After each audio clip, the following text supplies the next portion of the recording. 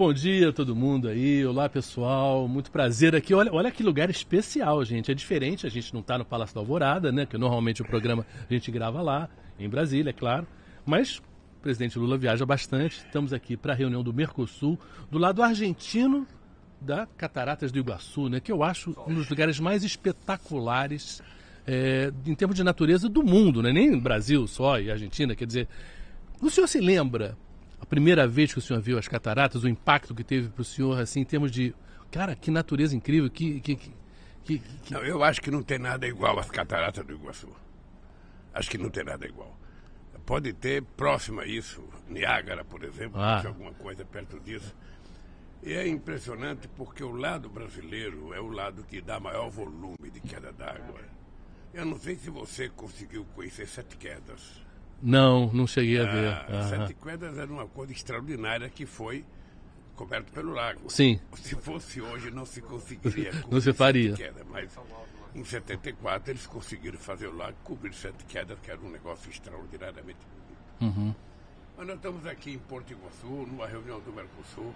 Estamos aqui do lado argentino, da nossa querida Tríplice Fronteira, para discutir o futuro do Mercosul, o aprimoramento das relações Brasil, Argentina, Uruguai, Paraguai e Bolívia. E nós queremos também preparar aqui a proposta de acordo para a União Europeia.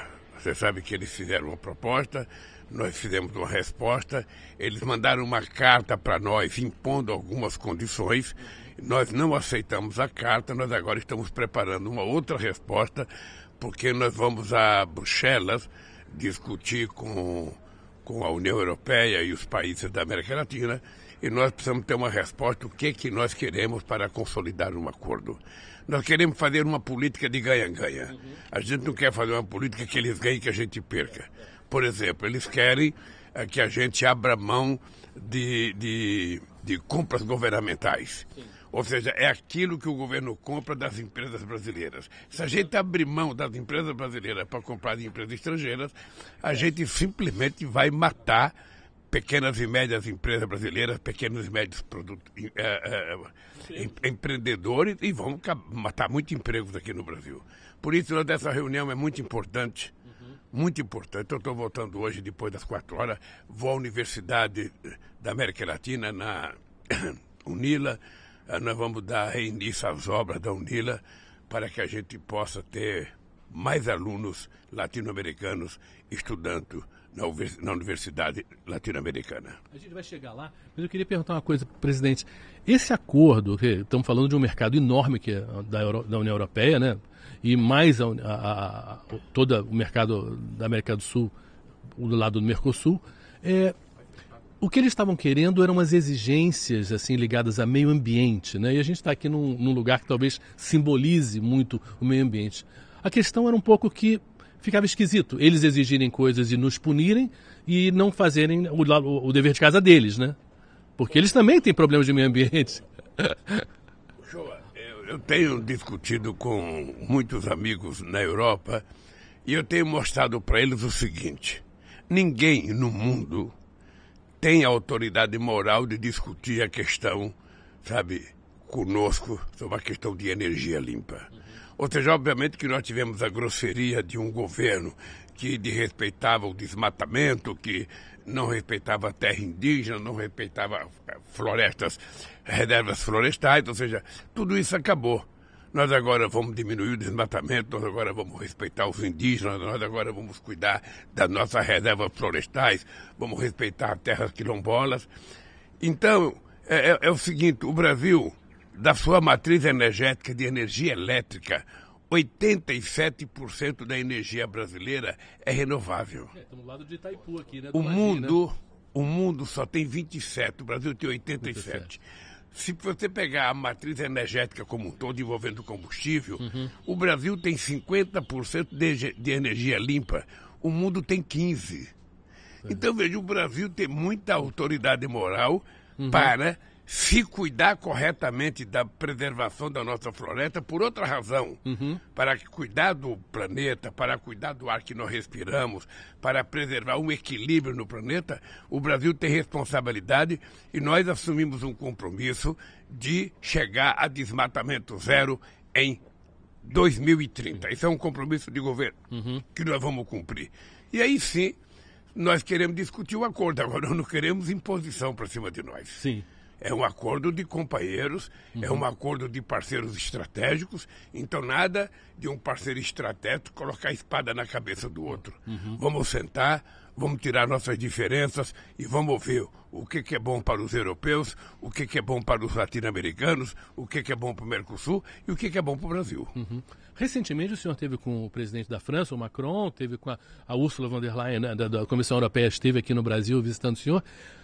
Isso já era posterior a essa carta, dessas exigências. Você sentiu por parte deles assim, que eles compreenderam que desse jeito não dava? Para todos eles eu disse que a carta era inaceitável. Tal como ela foi escrita, ela era inaceitável e é inaceitável. Porque você não pode imaginar que um parceiro comercial seu pode te impor condições. Se você não fizer tal coisa, eu vou te punir. Se você não cumprir o acordo de Paris, eu vou te punir. Acontece que os países ricos não cumprem um dos acordos. Eles não cumpriram o protocolo de Kyoto, não cumpriram a decisão de Copenhague, não conseguiram cumprir a decisão do Rio 22 e Rio 2002 e não vão cumprir a questão do acordo de Paris. Ou seja, na verdade, veja, eu estou fazendo agora... Eu estou indo essa semana a Letícia, na Colômbia, discutir com os cientistas a questão da floresta. Depois nós vamos ter, dia 12, um encontro lá no Pará, com todos os países amazônicos. Inclusive nós estamos convidando a Indonésia, que tem muita floresta, e os dois Congos. O Congo Brazzaville e o Congo Kinshasa, ou seja, para que a gente possa discutir efetivamente com os países que têm floresta de verdade. O que a gente pode fazer e o que os países ricos podem doar ou investir de recursos para que a gente possa manter a floresta em pé, gerando empregos para os milhões e milhões de pessoas que moram nessa região. Sim. É porque estimular o cuidado com a floresta significa o cuidado com as pessoas que moram na floresta, né? É um problema quase que educacional, ou seja, nós no Brasil, nós não queremos que a floresta seja transformada num santuário da humanidade.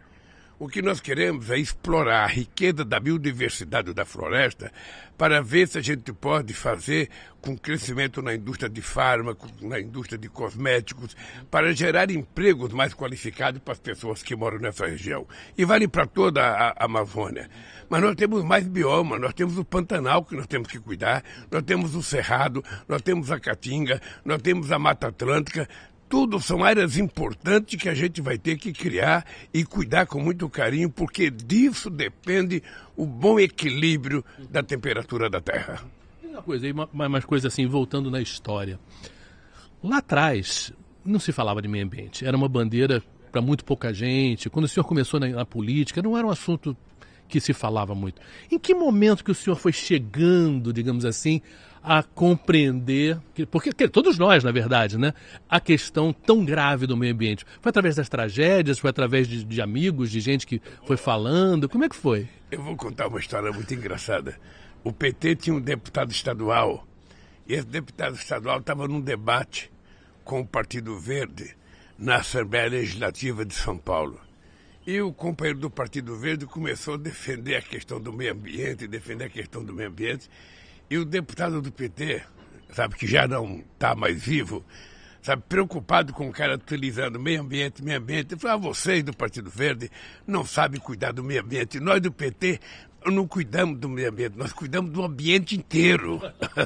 Então, era um pouco, a questão ambiental era um pouco assim... Cuida das baleias, uma né? coisa de bicho grilo, uma coisa de muita modernidade, de muita gente jovem avançada, e graças a Deus eles foram persistentes.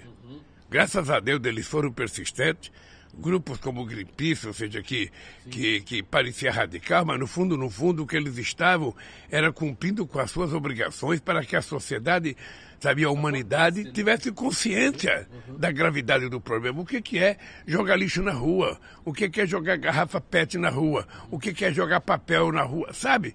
O que é não cuidar do chão que você pisa, do chão que você mora, do teu quintal, da tua rua, do teu bairro, da tua cidade e do teu país? É isso que é fundamental. E hoje eu acho que, inclusive, deve fazer parte do currículo escolar, no ensino fundamental, a questão ambiental. Para que uma criança de 6, 7, 8 anos possa chegar em casa e corrigir o pai. Tem que ter lixo reciclável dentro de casa. As pessoas precisam aprender que nós estaremos cuidando de nós mesmos. Quando você vê uma enchente num lugar pobre, você vai ver a quantidade de lixo que está jogado naquele rio. Então é importante que o poder público cumpra com a sua função, colocando, sabe, carros e caminhões para recolher o lixo e que as pessoas sejam educadas a não permitir que o lixo que ele produz seja o algoz dele, porque na verdade é o algoz dele. Muita doença vem do lixo. E se ele não cuida direito, ele pode ser vítima dessa doença. Então eu acho que é um problema de legislação, um problema de atuação do poder público, mas sobretudo um problema de educação da sociedade. Vamos cuidar de nós mesmos, porque nós não podemos continuar sendo o único animal do planeta que se autodestrói. E essa consciência para o senhor foi chegando através do partido mesmo, do PT, ou foi uma coisa... Ela foi chegando através do partido, através dos debates, ou seja, quando você quer criar um partido político, você discute 800 temas. Claro. E aí essas coisas todas vão aflorando. O PT virou um partido muito atuante nas universidades, no mundo sindical. Então esse tema passou a ser um tema do cotidiano nosso. E hoje o PT é um partido que tem essa questão do clima como uma das suas prioridades. Sabe? Porque o Brasil, não só pela quantidade de floresta que tem, pela sua capacidade de produção agrícola, nós temos que teimar e ter uma produção agrícola de baixo carbono. É rentável, não é para o presidente Lula, é rentável para o produtor. É rentável para aquele que plantou, colheu e quer exportar. Porque isso agora passa a ser um valor agregado na relação comercial de Brasil com outros mundos. Então, eu penso que nós estamos evoluindo. Acho que o fato da gente ter, sabe, chegado à presidência da República, ter tirado aqueles malucos que destruíram o país, que achavam que tinha que invadir a Amazônia, que tinha que invadir o Pantanal, que tinha que fazer queimada, que tinha que fazer derrubada, essa gente toda está fora. Estão por aí ainda, mas essa gente toda já não está mais no poder para continuar destruindo aquilo que eles tinham obrigação de preservar. O senhor falou em evolução e é interessante porque não só na área de meio ambiente eu acho que a gente tem que evoluir, e estamos evoluindo, mas o senhor ontem assinou 3 leis, né, que estão muito ligadas à questão da mulher, da proteção à mulher, do respeito à mulher, né? Que é a lei da equivalência salarial, né? Que para o mesmo trabalho, homem e mulher tem que ganhar a mesma coisa. É uma obviedade, né? A lógica, mas até então isso nunca foi feito, né? E isso é importante. O senhor também passou uma outra coisa que é ligada à mulher, que é na área do esporte, né? Muitas atletas relutam em ter filhos, em engravidar, porque tem medo de perder o seu emprego, de não receberem salário. Quase, praticamente, né? Como se a gestação fosse uma doença. Sim. Ora, veja que engraçado, um jogador machuca o joelho, ele chega a ficar 1 ano e meio sem jogar, e o clube paga o salário e não tem problema. Agora, por que com a mulher não pode ficar grávida e ficar em casa durante vários meses? Sim. Então isso foi aprovado também, é muito importante, a proteção da mulher esportista gestante. E foi aprovada uma outra coisa importante, que é a questão da lei do assédio. Né? Essa é uma proposta da OAB, dentro da OAB, ou seja, no mundo do direito nesse país. Achei muito importante a posição da OAB, muito corajosa. Eu dei os parabéns aos presidentes da OAB. E a questão salarial desde 1943 está na CLT.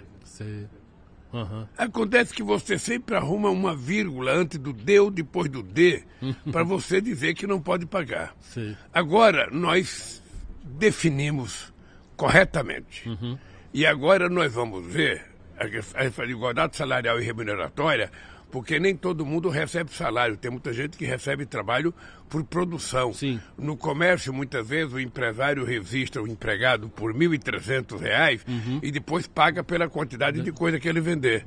Então, se a mulher estiver trabalhando igual o homem e der para a empresa a mesma produtividade que dá o homem, ela tem direito de ganhar o mesmo salário. Eu acho que é uma coisa civilizatória. Sim. Ou seja, o Brasil está chegando à civilização plena na hora que ele vai permitindo a diminuição das desigualdades, que são muitas. Eu digo sempre, no Brasil nós temos desigualdade de tudo. Nós temos desigualdade de gênero, racial, desigualdade salarial, desigualdade de oportunidade, desigualdade, sabe, na qualidade da educação, desigualdade na qualidade da comida. Ou seja, é preciso, então, a gente acabar com a desigualdade, transformando a desigualdade em uma coisa de indignação da sociedade. Por quê? Nós temos que ser desiguais. Por que a gente não pode ter uma sociedade mais próxima um dos outros, mais igualitária? Porque até nisso, a noção de justiça é uma coisa muito básica, né? Você fazer o mesmo trabalho, né, que a outra e ganhar mais, isso não tem muito sentido. Mas é uma exploração do homem, da mulher pelo homem. Mas né? Aí a igualdade de oportunidades está até no fato se você pode ou não ter um advogado para te defender. Sim, também. Algumas pessoas conseguem contratar um advogado, outras não. nem chega perto do advogado. Sim. Sabe, então, o que nós temos que fazer? Cabe ao Ministério do Trabalho, cabe ao Ministério Público do Trabalho e cabe ao Ministério das Mulheres esse processo de fiscalização.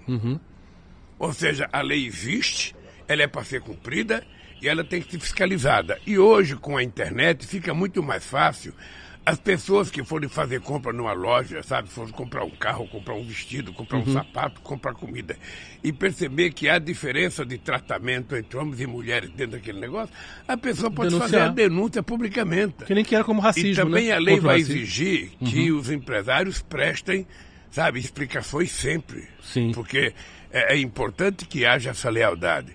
E eu acho que no Brasil, o show deve ter muitos empresários hoje com a disposição de fazer as coisas corretamente, porque eles sabem que isso se volta contra eles. Sim. Sabe? Então, essas denúncias não contribuem para a imagem da empresa, né? Não contribui para a imagem da empresa, não contribui para o crescimento, sabe, do empresário. Ou seja, é importante que todo mundo cumpra a lei, porque aí o Brasil vai estar no rol dos países civilizados em que as mulheres são efetivamente respeitadas. E a outra coisa é a questão do assédio. Ou Shoa, por mais que a gente crie lei, aumentou a violência contra as mulheres. Sim.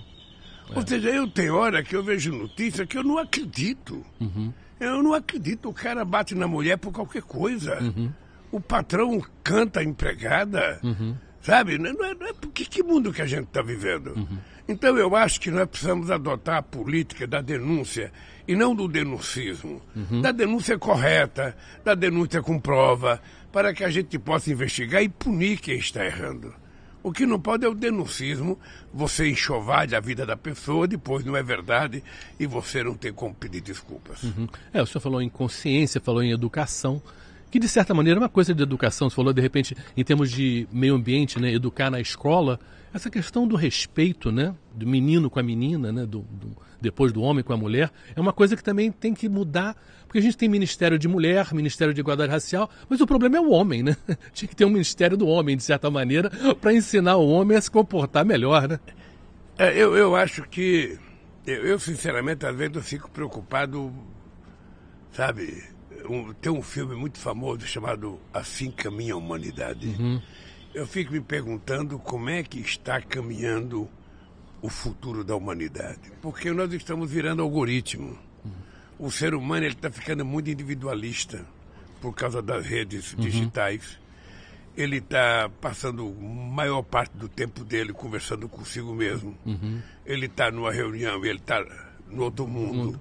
ele convida a namorada para ir jantar e chega na mesa, ele tira o celular e ela tira o celular e cada um fica conversando com quem não está na mesa. Sabe, isso vai individualizando as pessoas, eu acho que vai tornando as pessoas com mais raiva, as pessoas ficam mais insuportáveis, as pessoas ficam mais exigentes, ou seja, as pessoas já não suportam alguém próximo dela. Sabe? De manhã no elevador a pessoa se incomoda que alguém entra junto com ela. Nós precisamos mudar isso, isso é mudado através da educação.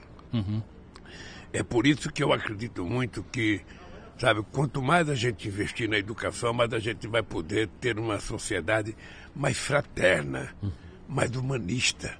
Porque o humanismo, ou seja, o ser humano ele nasceu para viver em comunidade, se autoajudar. Sabe, eu sou do tempo em que eu trabalhava na Vilares, sabe? Quando chegava no sábado, a gente ia para casa de um companheiro e encher laje para ele. Sim. A gente ia cavar poço na casa de um companheiro e a gente fazia isso com o maior prazer. Sabe, no sábado ia na casa de um, no outro sábado ia na casa de outro. Se no sábado você fazia um poço na casa de um, no outro sábado ele ia encher a laje para você, ou ia cavar um poço, ou ia fazer a parte elétrica. A sociedade ela tem que ser assim, fraterna, solidária, companheira, porque assim a gente é muito mais feliz, a gente vive muito melhor se a gente aprender a tratar o outro como parceiro e não como estranho. Ninguém precisa ser igual a você. Ninguém pode gostar das coisas que você gosta. O que a gente precisa é se adaptar a gostar e a compreender as pessoas como elas são. Ora, se a gente aprender a fazer isso, o mundo vai ser muito melhor. E isso me preocupa hoje, porque eu acho que o mundo está muito individualizado. Muito, muito, muito individualizado. Sim. Você sabe que no meu gabinete, na presidência, ninguém entra com telefone celular. Sim. Porque o cara marca uma audiência com o presidente e daqui a pouco o cara está lá, o presidente sentado e o cara no celular, conversando com um cara que ele não marcou audiência. Sabe? Então, no meu gabinete não entra com celular. O celular fica na portaria e em nenhuma reunião eu permito celular. Nenhuma reunião. E o senhor, de certa maneira, conseguiu uma coisa importante. O senhor, mais ou menos, evita o uso do celular na tua vida, pelo menos na proporção que a maioria usa, né? Quer dizer, que fica essa coisa do olhar o tempo todo, acorda de manhã já olhar o celular. Quer dizer, celular é um veneno, tem um lado, né? Graças a Deus. Graças a Deus. Esse é um processo muito forte de educação. Eu me autoeduquei de não ficar dependente digital. Sim. Tá? Então eu não preciso saber de notícias 5 horas da manhã. Eu não preciso saber de notícias 5 horas, 6 horas da manhã. Não. Eu levanto, vou trabalhar às 8. Quando chegar no meu serviço, eu quero saber todas as notícias. Se eu tiver que ligar alguém, eu ligo para alguém no horário de serviço. Quando eu saio de casa às 8 horas, eu também não quero telefonema. Sim. Se não tiver algo muito grave, não precisa me ligar. Ô Lula, vai sair uma matéria em tal jornal atacando você, que saia. Eu não vou perder meu sono por causa daquela matéria. Mas a revista tal vai publicar a matéria, que publique. Eu não vou perder meu sono. Eu não vou pegar o telefone e ligar para a empresa, que publique. Eu leio no dia seguinte. Então, eu era assim, ó. Eu saía de casa, dentro do carro eu não telefonava para ninguém. Eu só telefonava quando eu chegava no escritório. E quando eu saía às 8 horas da noite, a partir dali encerra meu expediente. Só começa a trabalhar no outro dia quando estiver funcionando a sociedade. Uma vez uma pessoa me ligou 3 horas da manhã para me contar que tinha morrido um companheiro. Aí quando a pessoa me contou, eu falei, e agora? Que eu vou fazer? Você me acorda 3 horas da manhã, eu não tenho o que fazer, você vai voltar a dormir, eu estou aqui acordado agora pensando no companheiro que morreu. Então, eu não preciso de notícias que não tem nada a ver comigo. Sabe? Eu não tenho. É preciso ser seletivo no que você vê. Porque a nossa cabeça, ela tem um certo limite, sabe, de processar a notícia que você sabe. Ela não consegue processar tudo. Então, para que eu quero saber mais do que a minha cabeça tem condição de processar? Eu, graças a Deus, me eduquei. Não sou refém do celular, não sou refém, sabe? Não almoço com celular, não janto com celular, não vou ao banheiro com celular, não tomo banho com celular. Ou seja, eu tenho meu tempo e o celular tem o dele. Quando eu quero ligar, eu peço para pessoas que trabalham comigo ligar e eu converso com as pessoas. Essa coisa de tecnologia é como se fosse um pêndulo, mas exagerou demais. Tem gente que é doente, tem gente que só tem 2 orelhas e anda com 3 celulares na mão, 4. É, verdade. Antigamente as pessoas ainda coçavam a virilha, hoje nem isso coça mais. Nem isso coça mais. As pessoas são um monte de celular na mão, 2, 3, 4 celular na mão. Eu sinceramente acho que isso é doença. Doença ou prepotência, porque acha que é muito importante. Sim. Sabe o cara que se acha importante? O mundo não pode prescindir de mim, então eu tenho que estar atento. Ligado o tempo todo. Não existe, né? Nem todo mundo é tão importante assim. Eu sou daqueles que acham que a relação humana é a coisa de pele, é química. É olhar, né? Sabe, olhar, é abraçar. Eu fico muito nervoso com o pessoal que trabalha comigo. Eu falo, ô fulano, me liga para Cicrano. Deixei recado. Olha, eu não quero recado, eu quero que você ligue para a pessoa. Mas eu deixei um zap. Eu não quero o zap, ligue para a pessoa. Eu quero que você fale, bom dia, companheiro, o presidente quer falar com você. Eu quero que você converse com a pessoa. Sim. Porque às vezes você passa um zap e pensa que a pessoa viu e a pessoa não viu. Você manda um e-mail pensando que a pessoa viu, a pessoa não viu. Aí chega na reunião, as pessoas não comparecem. Você convidou? Convidei, mandei um e-mail. Então, comigo, não tem isso. Comigo é o seguinte, ligue. Fale bom dia, fale boa tarde, fale boa noite e fale o presidente está querendo fazer a reunião. Pode comparecer. Eu não quero que nem diga, eu não vi o celular, eu não vi o zap. Não, eu não quero o zap, eu quero que você fale. Ligue para a pessoa e fale, fulano, o presidente está convocando você para uma reunião. Amanhã, 10 horas da manhã. Lembrar, porque senão né? não funciona. Fica tudo comodismo, sentado com a bunda na cadeira, só no computador. Levanta um pouco, respira um ar, conversa com as pessoas, abraça as pessoas. Recebe, levanta e dá um abraço. As pessoas nem olham para o lado. Entra alguém na tua sala, você está lá. Sabe? Levanta e vamos humanizar a relação humana. Olha que legal. Vamos humanizar a relação humana. Voltar ao que era, né? Voltar ao que era. Voltar ao que era. Sorrir. Presidente, nesse final de semana, o senhor foi visitar a seleção feminina, né, a brasileira feminina, que vai disputar a Copa do Mundo, agora em julho começa, daqui a pouco menos de 3 semanas. E é um pouco, deu abraço, e o esporte, de certa maneira, representa isso, né? Não só o momento do gol, mas o momento de estar junto, de abraçar, de olhar, de depender um do outro, né? Isso que o senhor falou que fazia lá na Vilares, né, de um ajudar o outro no final de semana. O esporte é isso, é um ajudar o outro o tempo todo, né? Você sabe que quando eu tenho tempo, Shoa, eu assisto futebol feminino. E a CBF fez uma coisa importante, ela obrigou que todos os times da Série A do Brasileirão e da Série B tenham futebol feminino. E agora vai obrigar também da Série D. É muito importante, eu assisto, o Corinthians tem um bom time, o Santos tem um bom time, o São Paulo tem um bom time, a Ferroviária tem um bom time, sabe? O Flamengo tem bom time. Então, eu gosto de assistir o futebol feminino porque eu acho que a gente não pode olhar o futebol feminino com o olhar de ver um futebol do homem. O futebol é mais lerdo. Não, você não está vendo um homem jogar, você está vendo uma mulher jogar. Você está vendo... como você basquete, tá vendo, como vôlei, é uma outra... Você está vendo, é outro ritmo, mas eu acho que elas estão ficando muito, muito, muito, muito competentes. Acho que o Brasil, sabe, vai crescer muito. Eu espero que a gente tenha sorte na Austrália, a gente possa ganhar a Copa do Mundo. E fiquei feliz porque a Marta foi convocada, é a 6ª Copa do Mundo que ela é convocada. Nunca antes na história ninguém foi convocado 6 vezes uma Copa do Mundo. Nem os homens, então, aliás, ninguém, nem os homens. Ninguém. Nem então, eu inclusive fez um apelo no Encontro das Mulheres, que é para as mulheres assistir o jogo. As mulheres têm que comparecer no estádio. A gente fica defendendo a mulher. Quando tiver um jogo, vamos lotar o estádio para ver. Vamos botar que as mulheres querem que as coisas aconteçam. Nos Estados Unidos, o futebol feminino tem tanta importância ou mais do que o do homem. Sabe, na Alemanha, no Canadá, Suécia, na China, também, na Suécia. Japão.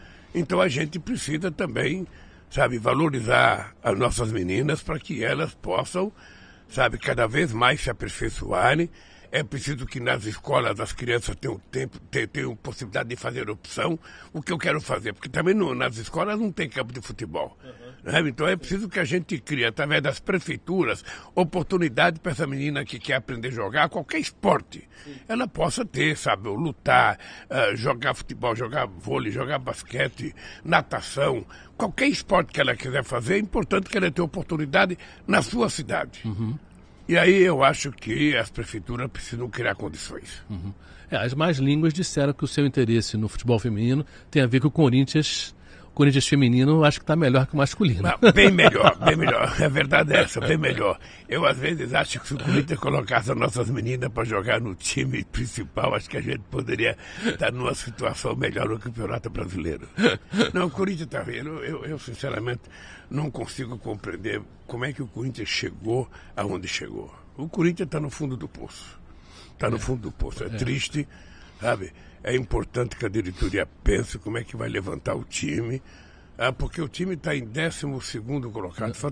Ele está, na verdade... ele está em 14º, mais, tá pior, 15º, ele está a dois pontos da zona de rebaixamento. Então, não é um Corinthians, é um time importante, ou seja, mas ele não está numa fase boa, acho que não tem recursos para comprar jogador. Não sei se fizeram coisa errada, porque nós contratamos o Paulinho, o Willian e o Renato Augusto. Sabe, só o Renato Augusto está jogando, o Willian foi embora, o Paulinho vive machucado. Sabe, então nós demos azar. E é preciso, então, dar um jeito de renovar. Quando começa a renovar e o menino fica bom, já vendo o menino para pagar dívida, para comprar outro, agora mesmo o Corinthians vende 2 ou 3 jogadores da base. Sabe? Esse é um problema do Brasil.